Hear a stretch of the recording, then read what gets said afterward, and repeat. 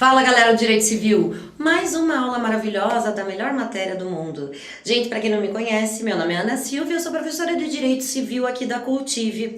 Hoje eu escolhi um tema bem bacana pra gente discutir aqui, que eu tenho certeza que incide na vida de vários de vocês e a gente acaba até ficando com dúvida para ver o que juridicamente pode ser feito. A matéria de hoje é dentro do direito sucessório sobre a vocação hereditária. Antes da gente começar a aula, respira fundo, toma um copinho d'água, leva o copo d'água com você no sofá, abre o Código Civil, gente, e daí a gente está pronto para começar. A legitimação para suceder é um tipo de capacidade especial. Não são todos que têm essa capacidade, as pessoas têm que ser herdeiras. Então essa legitimação especial, essa capacidade especial, ela se dá de duas formas, através da legítima e através daqueles herdeiros que vão ser chamados à partilha, através do testamento. Sempre levando em consideração, gente, sempre pensando aqui, quando falamos de direitos sucessórios, a gente não pode esquecer que o direito sucessório respeita bastante dois princípios. Primeiro, a lei, aquelas pessoas que foram instituídas pelo legislador para ter a transmissão dos bens a ela. Por outro lado, a vontade a vontade do testador também é levada em consideração quando ele estipula em seu testamento certos herdeiros testamentários. Por isso que nós temos aqui duas formas, os herdeiros legítimos e os herdeiros testamentários. O artigo 1798 abre o capítulo 3 dentro do livro 5, que fala sobre o direito das sucessões, falando sobre quem tem a possibilidade de ser herdeiro. Quem tem essa legitimação, essa capacidade especial para poder ser herdeiro de outra pessoa. Abrindo então com o artigo 1798, diz o legislador: legitimam-se a suceder as pessoas nascidas ou já concebidas no momento da abertura da sucessão. Só para você que está em casa não esquecer, a abertura da sucessão se dá com a morte. E olha que interessante, o 1798. Aqui ele diz que no mínimo a pessoa já tem que ter sido concebida para poder ter essa legitimação, essa capacidade especial para ser herdeiro. Aqui, também em relação a esse assunto, temos algumas questões a serem colocadas. Os herdeiros legítimos, então aqueles que estão previstos no 1798, com essas restrições, a gente pode falar que a pessoa já concebida, somente isso, ela já foi concebida, já é o suficiente para ela ter a legitimação de herdeiro, essa capacidade especial? A maioria doutrinária diz que não.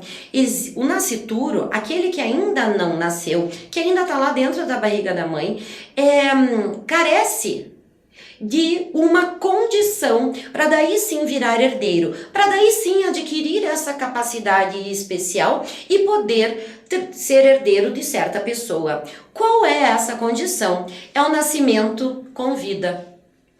Dependendo da doutrina que vocês estão se baseando, dependendo do que o concurso diz, usa, né, de literatura para vocês se basearem, cuidado. Existem autores que dizem que somente a concepção é o suficiente para já ter a legitimação como herdeiro, para já ter essa capacidade.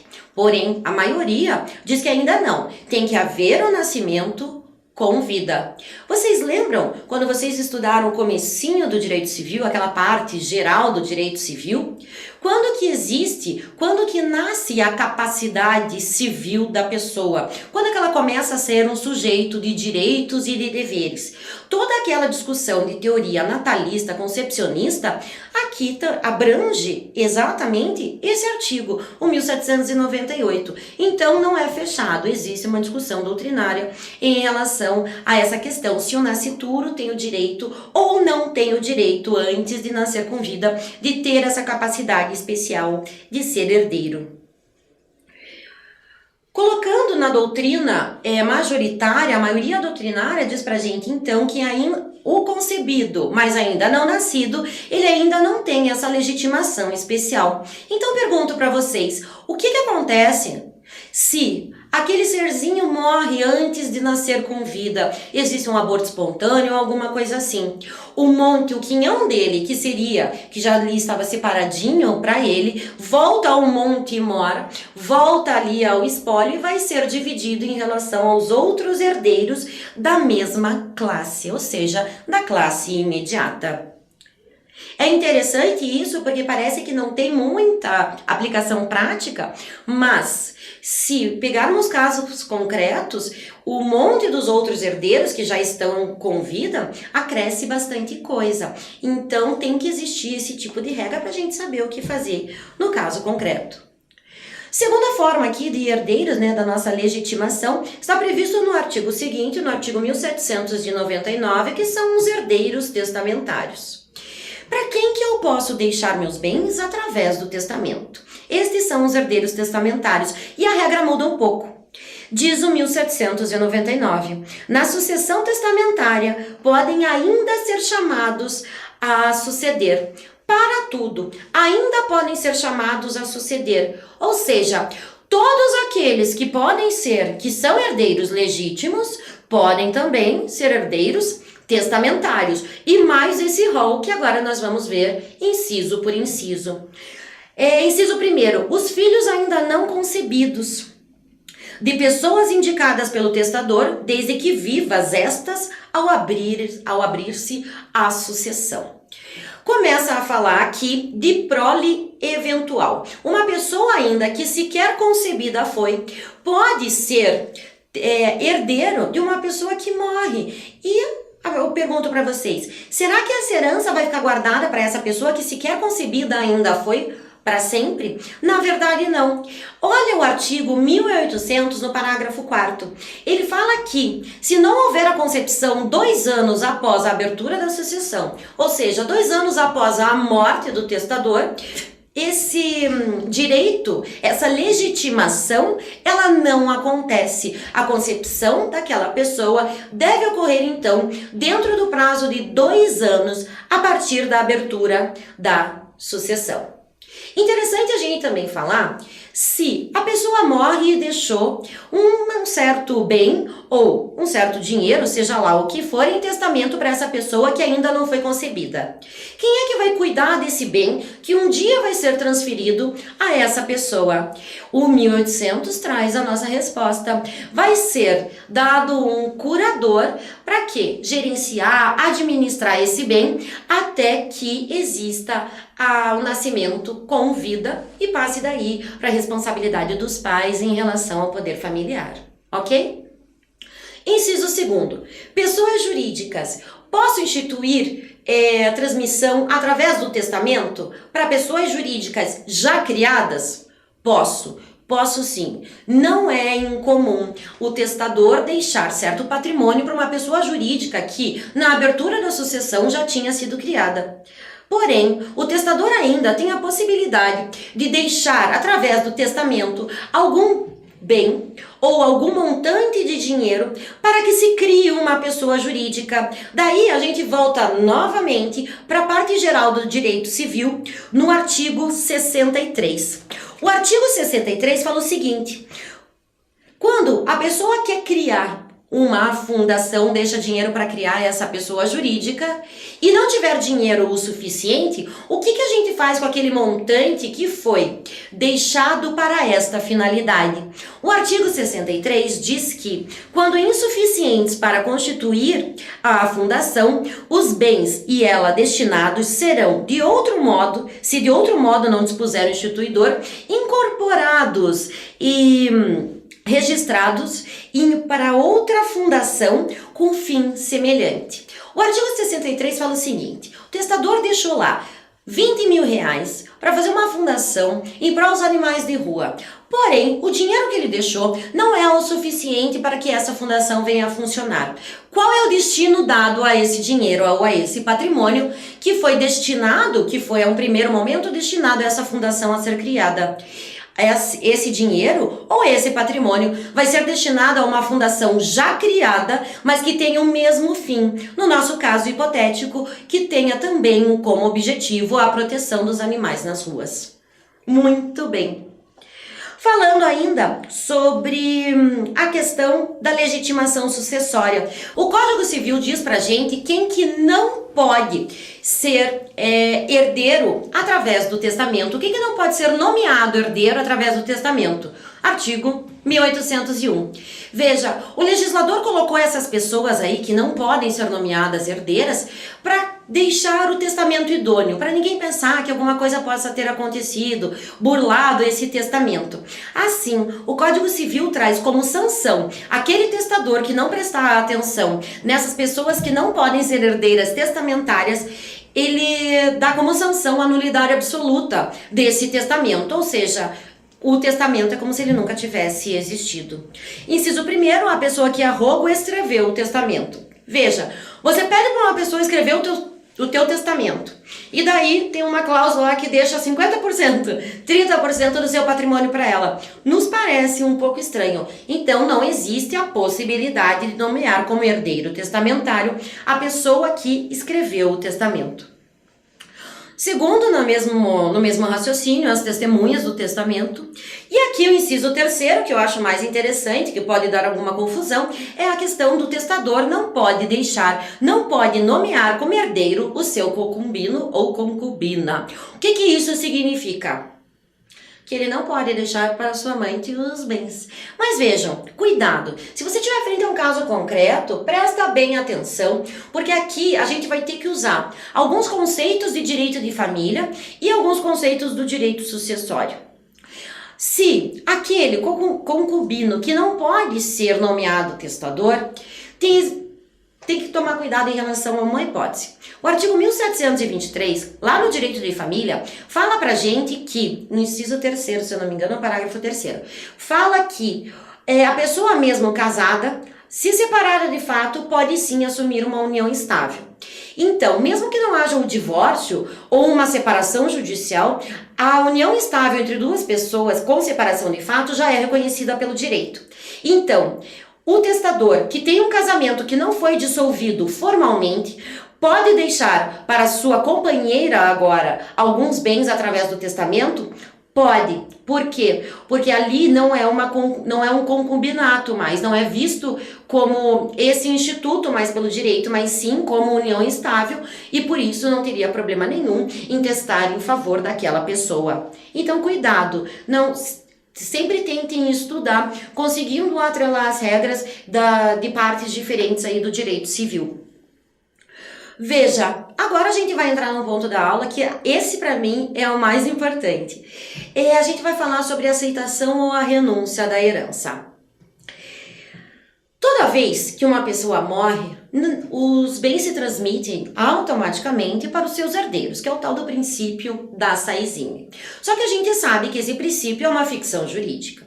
Então, por causa disso, por mais que exista essa transmissão ficta, essa transmissão que é uma ficção jurídica, os herdeiros, mesmo assim, eles têm que aceitar a herança. Eles têm que dizer, sim, eu quero essa herança. Ou eles têm que dizer, não, eu não quero essa herança, através da renúncia. Esse período de tempo entre a abertura da sucessão e a aceitação ou a renúncia da herança, a gente chama de delação hereditária. Vamos começar falando sobre a aceitação, que é o caso mais comum. A aceitação é o ato que confirma a transmissão. Lembra que a gente falou agora há pouquinho, sobre o princípio da Saizine, essa ficção jurídica que transmite desde logo todo o patrimônio do decujus aos seus herdeiros. Mas vejam, tem que ter a confirmação da transmissão através da aceitação. Artigo 1804 e seguintes agora, que abre aqui a aceitação e a renúncia da herança dentro do Código Civil. O Código Civil diz o seguinte no 1804, aceita a herança, torna-se definitiva a sua transmissão ao herdeiro, desde a abertura da sucessão. Misturando aí então o princípio da Saizine, a aceitação e o artigo 1804. A aceitação é ato jurídico unilateral não receptício. O que isso significa? É um ato jurídico unilateral porque só tem uma pessoa declarando a sua vontade e a outra pessoa não tem que anuir com aquela vontade.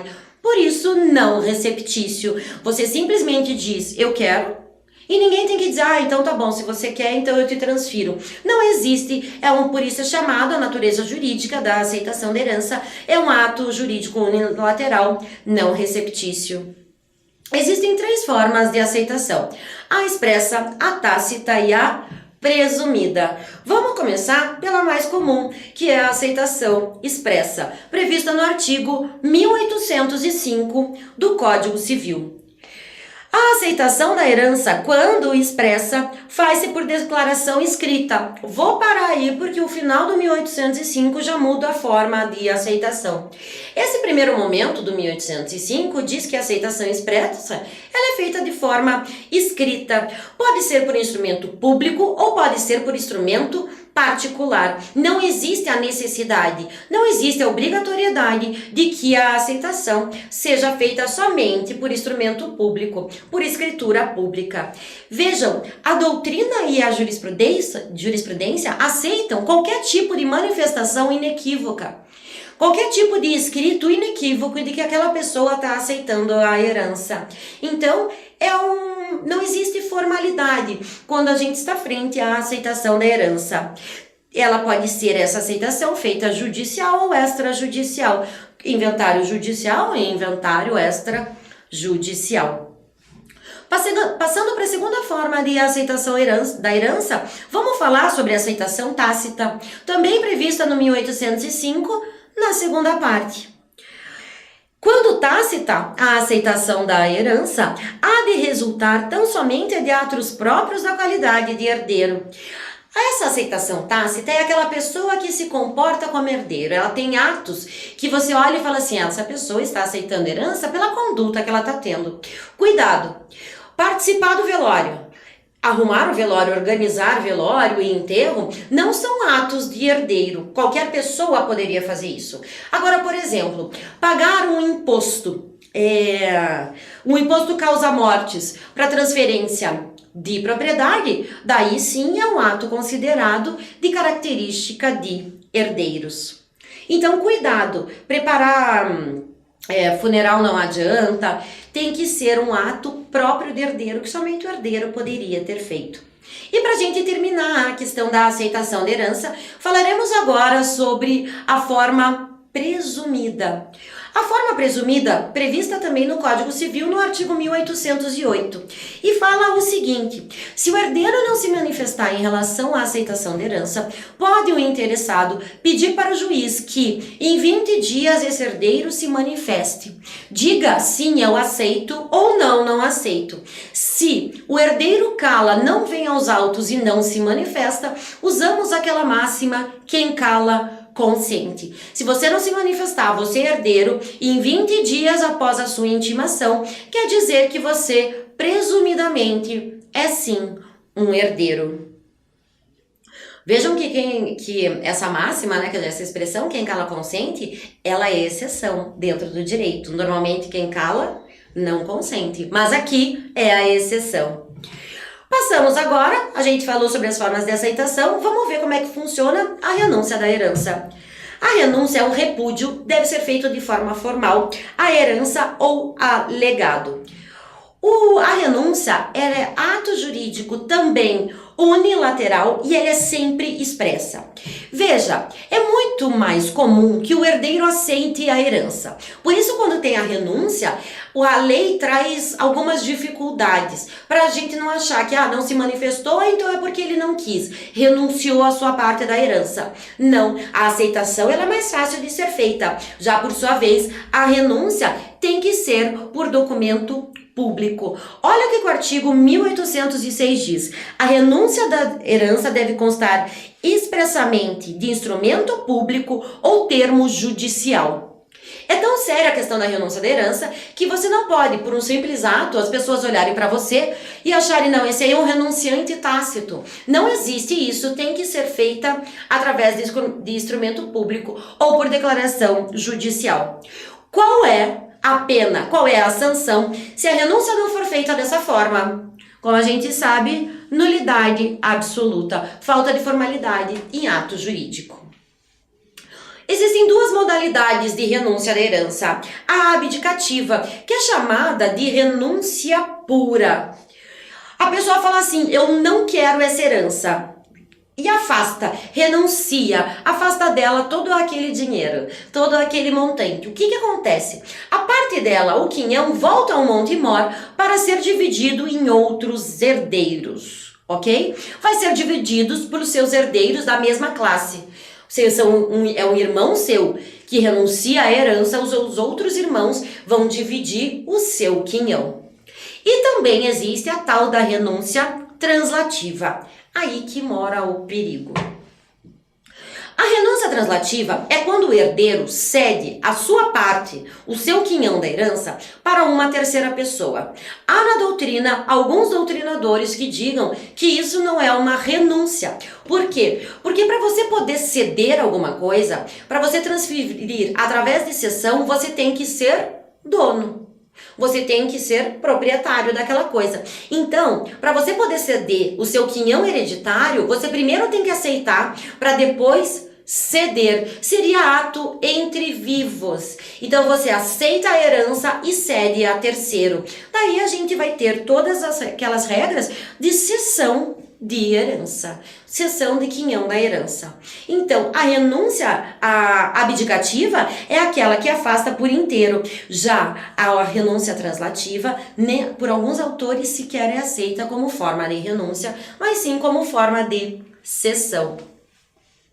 Como é que funciona? Eu, herdeira, renunciei à minha parte. Já disse para vocês no slide anterior que quem vai ter direito a dividir, a pegar um pedacinho ali do meu quinhão, são os herdeiros da mesma classe.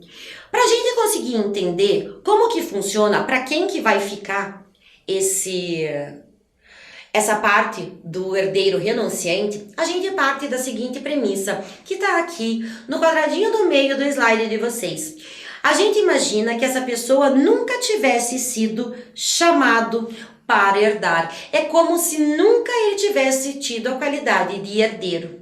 Então vamos dar um exemplo. A falece, deixa 3 filhos, B, C e D. D renuncia, mas D tem filhos. A minha pergunta para vocês é, os filhos de D têm direito, por representação, de suceder no lugar do pai renunciante? Na verdade, não. Vamos fazer um esquema? Vamos tentar desenhar mais uma vez para ver se eu consigo clarear as ideias de vocês. Vamos colocar aqui. A tem 2 filhos, vamos facilitar aqui. B e C. C, por sua vez, tem 2 filhos. D e E. A faleceu. Quem são os herdeiros diretos? Simples e puramente. Não vamos colocar cônjuge, nada aí no meio. Os 2 filhos, cada um tem direito a 50%. C brigou com o pai antes de morrer. Ai, o pai. Desculpa. C briga com o pai antes de morrer e tal. E não quer herança. Você fala, não, esse dinheiro ama todo aí, não quero, porque é um dinheiro sujo. Bem coisa de filme, né? Não existe muita, não tem muita aplicação. As pessoas normalmente recebem herança. Bom, C diz, não quero. Vai lá no cartório, faz uma escritura, né? No tabelião, faz uma escritura dizendo, renuncio à herança. Esses 50% que estão aqui, que teoricamente seriam de C se ele não tivesse renunciado, para onde que volta? Para o Monte Mor. Ou seja, vai somar com esses 50% para dar os 100% da herança.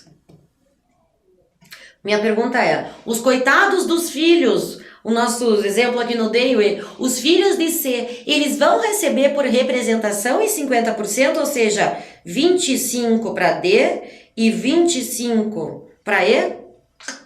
Não, porque, volta aqui, a gente parte da premissa que como se aquele renunciante nunca tivesse sido chamado. Se ele nunca foi chamado, essa parte daqui, C, existe? Não existe. Então B, que é o único filho, agora é herdeiro legítimo, vai ter 100% da herança de A. Olha como ficou fácil aí o esquema para vocês entenderem. Gente, só pra gente descontrair e vocês conseguirem entrar aí no clima de como é que funciona uma renúncia. Bom, não é toda vez que a renúncia pode ser bem-vinda, como é no caso aí do nosso exemplo, né, que B ficou com toda herança. Aquele que renuncia pode ter credores, ou seja, ele tá cheio de dívida, ele fala assim, eu não vou receber a minha herança para eu não precisar pagar os meus credores. Às vezes algumas vezes isso era feito até para fraudar, fraude à execução, fraude aos credores, para que dizer que aquele patrimônio não era dele e deixar tudo para o outro irmão. Agora, isso não pode mais acontecer. O artigo 1813 fala o seguinte: quando o herdeiro prejudicar os seus credores com a renúncia, poderão eles, os credores, com autorização do juiz, aceitá-lo em seu nome. Se ele tenta afastar a herança, o quinhão que é dele, para não pagar os seus credores, os próprios credores vão aos autos e se habilitam como se herdeiros fossem. Vejam, eu digo como se herdeiro fosse porque vão receber. Eles não são herdeiros do decujus. Mas para quê? Para eles conseguirem receber aquele patrimônio, aquele dinheiro, para saldar a dívida que aquele herdeiro renunciante deixou para com eles. Ok? Faltou um pedacinho, né, desse slide aqui, olha só. Se os credores forem aos autos, o juiz autorizá-los a aceitar a herança por eles, e somente 1/3 do quinhão que lhe era dirigido é o suficiente para quitar as dívidas com aqueles credores. O que acontece com o restante do seu quinhão que não foi utilizado para saldar as suas dívidas? Esse restante vai prevalecer a renúncia que antes foi dada, ou seja, volta para o Monte Mor e ela vai ser dividida pelos herdeiros da mesma classe do herdeiro renunciante. Muito bem. Gente, artigo 1808, esse é importante. Juro, se vocês quiserem lembrar só um pedaço da aula, começa aqui. Artigo 1808 fala o seguinte: não se pode aceitar ou renunciar à herança em parte, sob condição ou sob termo. Não se pode aceitar em parte. Eu não posso dizer, eu aceito esse imóvel que me foi deixado porque ele não tem dívidas, mas em relação a outro imóvel que me foi deixado, que ele está penhorado, digamos assim, esse eu não quero. Não tem essa possibilidade. Ou você abraça a herança todo o seu quinhão, toda a sua parte, ou você renuncia totalmente ao seu quinhão, à sua herança. Só que tem exceção, lógico. Parágrafo 1º, 1808. O herdeiro a quem se testarem legados pode aceitá-los renunciando à herança ou aceitando-a repudiá-los. Se você é herdeiro legítimo e testamentário, você é o filho querido do seu pai. O seu pai vai deixar a parte legítima, que para você por lei já foi instituída, mas também como você é o filho preferido dele, quando ele elaborou o testamento, ele deixou mais uma Ferrari para você. Você não teve uma briga com seu pai, ou sabe Deus o que passa na sua cabeça, e fala assim, ó, eu não quero a minha legítima, eu só quero o meu legado, eu só quero a Ferrari. Daí você pode fazer, porque são duas formas diferentes de legitimação, de capacidade de herdeiro, de capacidade especial. Então você pode renunciar à legítima e ficar com o seu legado, e vice-versa. Posso ficar com a Ferrari e renunciar à legítima, ou eu posso renunciar à legítima e ficar com a Ferrari. Daí existe essa possibilidade. Meus amores, eu espero que eu tenha iluminado a parte civil da cabeça de vocês. Vejo vocês na próxima. Beijo!